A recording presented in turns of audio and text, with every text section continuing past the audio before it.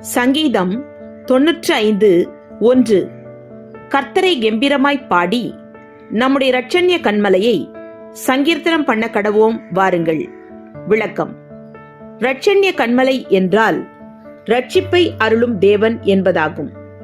கர்த்தர் நம்மை ரட்சித்தபடியால் அவரை கெம்பீரமாய் மகிழ்ச்சியாக துதிக்க வேண்டும். ஒவ்வொரு ஆராதனையிலும் அவருடைய பிரசனத்தை உணர்ந்து தொழுது கொள்வோமாக. தேவ பிரசனத்தை உணர்ந்தால் மகிழ்ச்சி அடைந்து துதிக்காமல் இருக்க முடியாது. ஆமென். Psalm chapter 95 verse 1.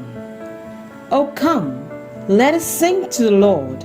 Let us make a joyful noise to the rock of our salvation. Amen.